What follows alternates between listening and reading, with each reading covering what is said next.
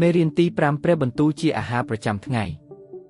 មិនអាចពឹងតែការស្ដាប់ថ្ងៃអាទិត្យបានគម្ពីរស្នូលម៉ាថាយជំពូក4:4មនុស្សមិនមែនរស់ដោយសារតែអាហារប៉ុណ្ណោះទេប៉ុន្តែរស់ដោយព្រះបន្ទូលទាំងអស់ដែលចេញពីមាត់ព្រះ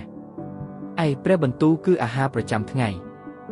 ដូចជារូបកាយត្រូវការអាហាររៀងរាល់ថ្ងៃដូច្នេះវិញ្ញាណរបស់យើងក៏ត្រូវការព្រះបន្ទូលដែរបើយើងញ៉ាំអាហារតែម្ដងក្នុងមួយសប្តាហ៍នោះរាងកាយនឹងខ្សោយដូចគ្នាបើពឹងតែការស្ដាប់នៅថ្ងៃអាទិត្យវិញ្ញាណនឹងមិនរឹងមាំឡើយ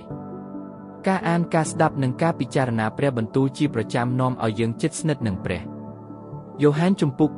5:35ព្រះយេស៊ូវមានព្រះបន្ទូលថាខ្ញុំជាអាហារនៃជីវិតអ្នកណាមកឯខ្ញុំនឹងមិនឃ្លានទេហើយអ្នកណាជឿលើខ្ញុំនឹងមិនស្រេកទេមិនអាចពឹងតែស្ដាប់ថ្ងៃអាទិត្យបានការថ្វាយបង្គំនៅថ្ងៃអាទិត្យជារឿងល្អនិងចាំបាច់ប៉ុន្តែមិនគ្រប់គ្រាន់សម្រាប់ជីវិតប្រចាំថ្ងៃទេយើងជួបការលំបាកការលួងលោមនិងសេចក្តីសម្រេចចិត្តជារៀងរាល់ថ្ងៃដូច្នេះយើងត្រូវការពន្លឺពីព្រះបន្ទូលរាល់ថ្ងៃទំនុកដំកើងជំពូក119:105ព្រះបន្ទូលរបស់ព្រះអង្គជាអំពូលសម្រាប់ជើងខ្ញុំហើយជាពន្លឺសម្រាប់ផ្លូវខ្ញុំព្រះបន្ទូលផ្លាស់ប្ដូរជីវិតព្រះបន្ទូលមិនត្រឹមឲ្យយើងស្ដាប់ទេប៉ុន្តែឲ្យយើងអនុវត្តពេលយើងគោរពតាមនោះចិត្តគំនិតនិងអាកប្បកិរិយានឹងផ្លាស់ប្ដូរជីវិតនឹងមានផ្លែផ្កានិងសេចក្តីសុខពិតយ៉ាកុបជំពូក1:22ចូលអ្នករាល់គ្នាប្រព្រឹត្តតាមព្រះបន្ទូលមិនមែនស្ដាប់ប៉ុណ្ណោះដោយបោកបញ្ឆោតខ្លួនឯងនោះទេសំណួរសម្រាប់ពិនិត្យខ្លួនតើខ្ញុំចំណាយពេលជាមួយព្រះបន្ទូលរៀងរាល់ថ្ងៃទេតើខ្ញុំអនុវត្តអ្វីដែលខ្ញុំបានរៀនក្នុងជីវិតប្រចាំថ្ងៃទេតើមនុស្សជុំវិញខ្ញុំអាចឃើញការផ្លាស់ប្ដូរពីព្រះបន្ទូលក្នុងជីវិតខ្ញុំទេជំហានអនុវត្តក្នុងជីវិត1កំណត់ពេលអានព្រះគម្ពីររៀងរាល់ថ្ងៃទោះបីខ្លីក៏ដោយ2សរសេរគម្ពីរដែលប៉ះពាល់ចិត្តនិងពិចារណាអំពីវា3សួរខ្លួនឯងថាបើថ្ងៃនេះខ្ញុំនឹងអនុវត្តព្រះបន្ទូលនេះយ៉ាងដូចម្តេច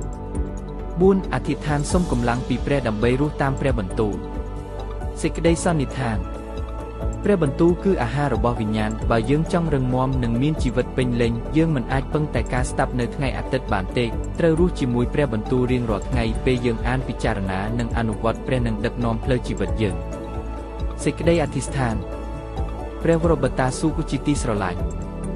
សូមអរព្រះគុណសម្រាប់ព្រះបន្ទូលដែលជាអាហារសម្រាប់វិញ្ញាណរបស់យើងសូមអភ័យទោសបើពេលខ្លះយើងពឹងតែការស្ដាប់នៅថ្ងៃអាទិត្យប៉ុន្តែមិនបានស្វែងរកព្រះអង្គរៀងរាល់ថ្ងៃសូមផ្ដល់ចិត្តឲ្យយើងស្រឡាញ់ការអាននិងពិចារណាព្រះបន្ទូលសូមបើកភ្នែកនិងចិត្តយើងឲ្យយល់ពីសេចក្តីពិតហើយមានកម្លាំងអនុវត្តតាមមិនមែនស្ដាប់ប៉ុណ្ណោះទេសូមឲ្យព្រះបន្ទូលក្លាយជាពន្លឺដឹកនាំជីវិតយើងរាល់ថ្ងៃដើម្បីឲ្យជីវិតមានផ្លែផ្កានិងលើកតម្កើងព្រះនាមព្រះអង្គអធិស្ឋានក្នុងព្រះនាមព្រះយេស៊ូវគ្រីស្ទអាមែនសូមព្រះប្រទានពរ